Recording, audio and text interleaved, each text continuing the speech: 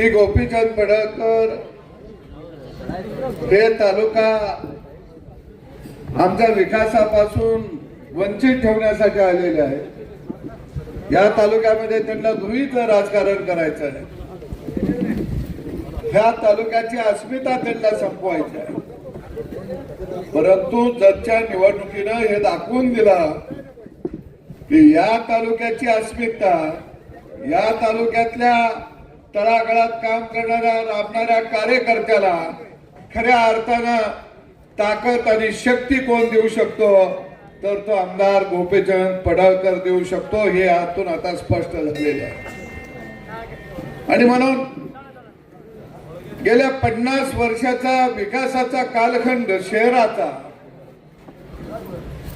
आणि आमदार गोपीचंद पडळकर यांनी शहराच्या विकासाला केलेली सुरुवात, आमदार झाल्यानंतर आमदार व्हायच्या अगोदर पाण्याच्या योजनेपासून अनेक विकास कामाला त्यांनी गती दिली। परंतु आता नगराध्यक्ष आपला आहे, नगरपालिका आपली आहे।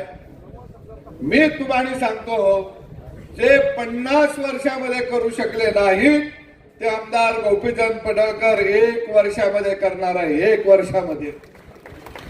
आणि म्हणून जे आरोप प्रत्यारोप करतील त्यांना माझं आव्हान, तुम्ही 50 वर्षाची कामं एका बाजूला लिहून काढा आणि 1 वर्षाची कामं आणि निधी आम्ही लिहून काढतो। तुमच्यापेक्षा 1 रुपया आमचा जास्त असेल हे मी तुम्हाला आनंदाने सांगतो। MIDCचा प्रश्न त्यांनी सांगितलं मी कशा पद्धतीने मार्गी लावणार आहे। कारण मंत्रालयामध्ये प्रत्येक मंत्र्याच्या कॅबिन मध्ये ज्यावेळी हा माणूस जात असतो त्यावेळी सांगत असतो की मला माझ्या जत तालुक्यासाठी मला हे काम पाहिजे। मग MIDC असेल, त्यात येणारा उद्योग असेल, पिण्याच्या पाण्याच्या योजना असतील, रस्ते असतील, विजेचा प्रश्न असेल, शेतीच्या पाण्याचा प्रश्न असेल, हा माणूस खऱ्या अर्थानं त्या ठिकाणी रात्रंदिवस या जत तालुक्यासाठी काम करत आहे। मी जत शहरवासियांच्या नागरिकांचं अभिनंदन करतो की अशा नेतृत्वावरती तुम्ही विश्वास ठेवला, ज्या नेतृत्वाला जाती पातीमध्ये अडकवण्याचा प्रयत्न केला, अनेकांनी केला। पण आमदार गोपीचंद पडळकर हे जाती पातीच्या पलीकडचं नेतृत्व आहे। म्हणून सदाभाऊ खोत खंद्याला खंदा लावून उभा आहे। तुम्हाला मी सांगतो, जाती पातीच्या पलीकडे आहे। अरे मी त्या माणसाच्या पाठीशी का उभा राहतो? मराठा समाजामध्ये धेंड कमी आहेत का? लुटारू कमी आहेत का? पण मी या माणसावर एवढ्यासाठी उभा आहे, लुटारूंचे राख रांगोळी फक्त गोपीचंद पडळकरच करू शकतो हे मी तुम्हाला सांगतो। प्रस्थापितांच्या नरड्यावर पाय फक्त गोपीचंद पडळकरच ठेवू शकतो। आणि म्हणून ही सगळी गिजडं बोलायला लागलेली आहेत, हिरट्या मारायला लागलेले आहेत। मारून देत, आम्ही फाटकी माणसं आहे। अरे आमचं पहिलं मुळात नव्हतंच काय, जे मिळालंय हे वैभव जनतेचं आहे। जनतेनं आम्हाला सेवा करायला हे वैभव दिलंय। मुळात गोपीचंद पडळकर दुष्काळ भागातला, मी एका वाडीतला, ना आमचा वाडा ना आमचा काय, फक्त आमचा गावगाडा आहे। आणि म्हणून आम्ही वाडा उद्ध्वस्त करतो, म्हणून करतो। काय काय लोक म्हणतात गोपीचंद पडळकर ह्याला अंगाव घेते ती, त्याला लय बोलते ती। अरे माजलेल्या वळू बैलांना आम्ही ठेचू शकतो, आम्हीच बडवू शकतो। ही बैल गेली अनेक वर्ष पूर्णामध्ये चरत होती आणि म्हणून आम्ही ठरवलं की एक एक वळू बैल ठेचून काढायचा। आता फक्त ही वळू बैल आमच्यावर गांजा आणि दारू प्यायल्यावर बोलू शकतात। बिन गांजा वडता दारू पिता यांची बोलायची हिम्मत नाही।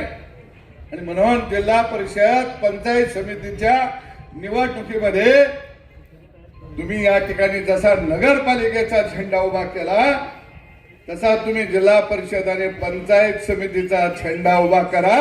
या तालुक्याला वैभव काय असतं, विकास काय असतो ते तुम्हाला आम्ही पंचायत समिती जिल्हा परिषद या माध्यमातून निश्चितपणानं उभा करून दाखवू.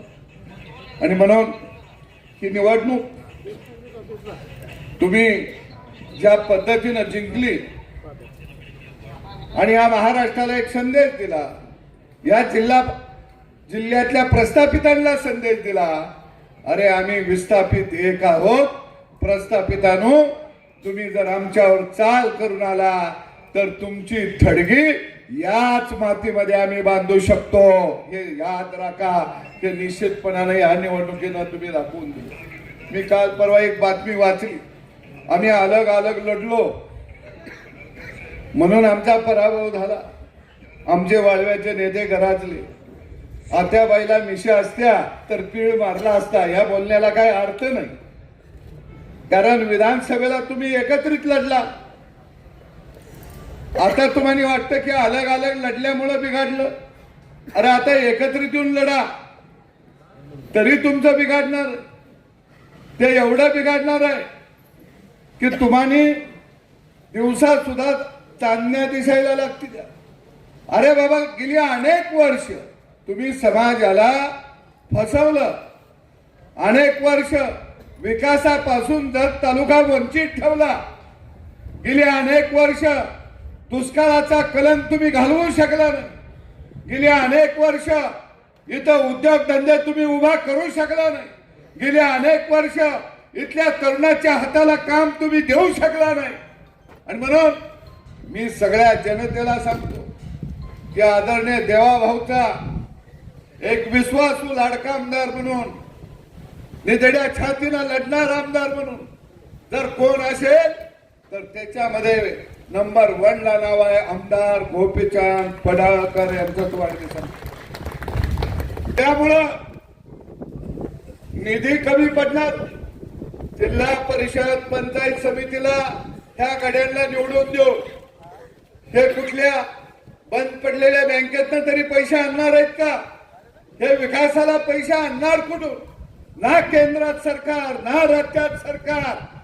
तुम्ही पैसे आणणार कुठून?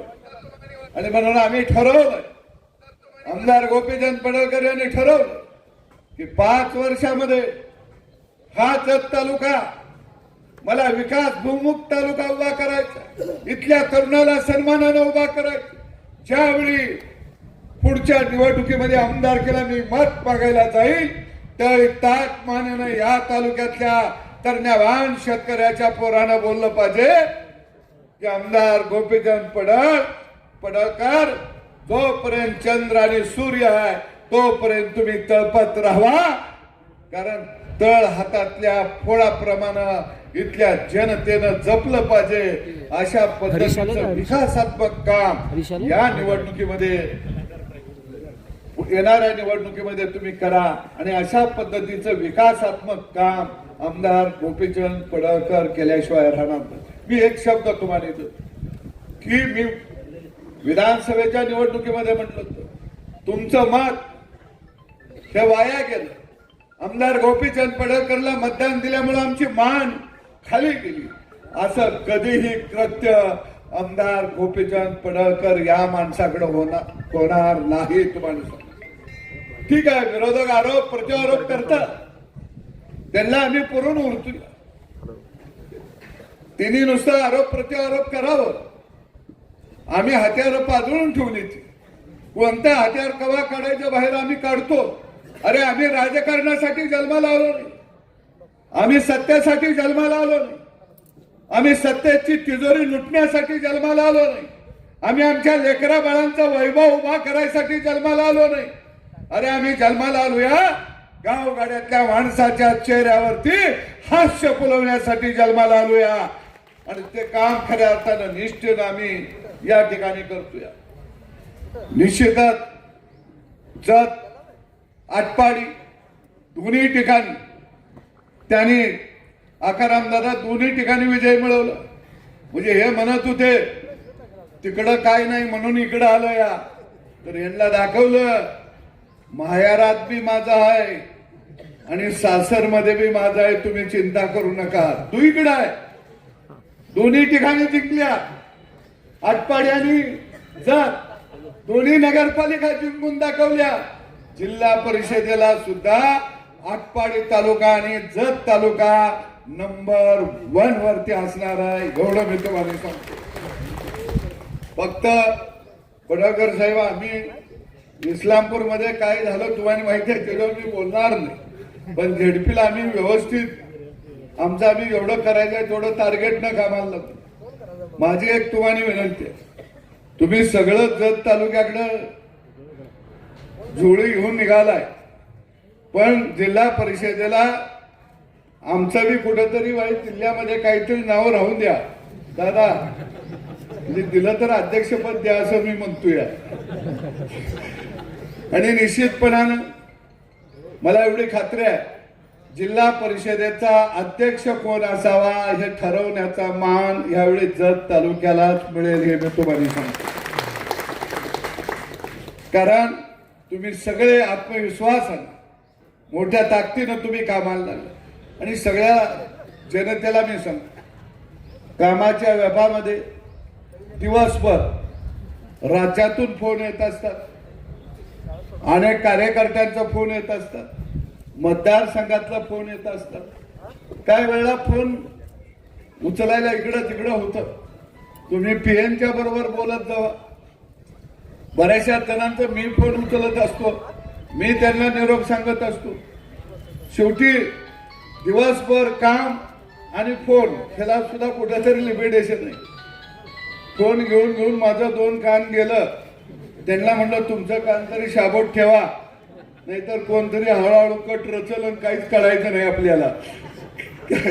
त्यामुळे थोडं मागा पुढे होत असेल, पण मी एक शब्द मनापासून सांगतो की हा माणूस जत तालुक्याच्या या कर्मभूमीला कधीही विसरणार नाही, कधी विसरणार नाही. या माणसाला साडी माळी तिली मुळी मारवाडी, मग तो लिंगायत असेल, जैन असेल, बौद्ध असेल, मातंग असेल, चर्मकार असेल, लव्हार असेल, सुतार असेल, कुंभार असेल, चर्मकार असेल, मातंग असेल, गोसावी असेल, गुंदळी असेल, रामुशी असेल, अशा 18 पगड जातीच्या माणसांना, मग तो वडार असेल, अशा मुस्लिम असेल, अशा 18 पगड जातीच्या समाजाला बरोबर घेऊन जाण्याची एक भावना, मानसिकता ही गोपीचंद पडळकर याचं कारण तो मातीतला माणूस आहे, तो सामान्य घरातला माणूस आहे.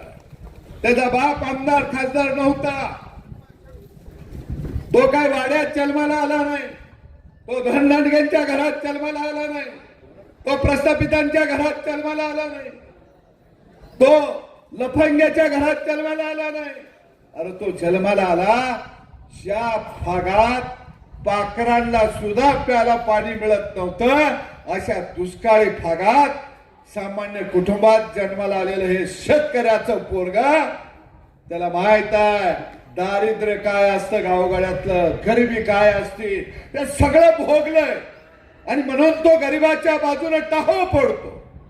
आणि म्हणून मी एक जाता जाता तुम्हाला सांगतो, या देशाला स्वातंत्र्य मिळालं. स्वातंत्र्य मिळाल्यानंतर अनेक आंदोलन स्वातंत्र्यवीरांनी या देशामध्ये उभा केली. मग इकडं आपल्या पश्चिम महाराष्ट्राचं क्रांतिशह नाना पाटलांनी मोठं आंदोलन शेतकऱ्यांचं उभा केलं. शेतीच्या शेतमालाच्या भावाचा असेल, पाण्याचा असेल, सर्वसामान्य माणसाला न्याय मिळाला पाहिजे, माणूस म्हणून जगता आलं पाहिजे. यासाठी भारतरत्न डॉक्टर बाबासाहेब आंबेडकर यांनी स्वातंत्र्यानंतर सुद्धा या राज्यामध्ये आणि या देशामध्ये आंदोलन उभा केली. पण स्वातंत्र्य मिळाल्यानंतर भारतरत्न डॉक्टर बाबासाहेब आंबेडकर यांना एका पत्रकारानं प्रश्न विचारला की डॉक्टर बाबासाहेब आंबेडकरजी, देशाला स्वातंत्र्य मिळालं नव्हतं, गोरा इंग्रज लुटत होता, आता तर आपलीच माणसं सत्तेवरती आली, परत तुम्ही का टाळं फोडत आहात, का आंदोलन करत आहात? त्यावेळी भारतरत्न डॉक्टर बाबासाहेब आंबेडकर यांनी एक साधं उत्तर दिलं की काय म्हटलं ते, अरे बाबा सरकार बदललं इंग्रज गेला, आपली माणसं आली.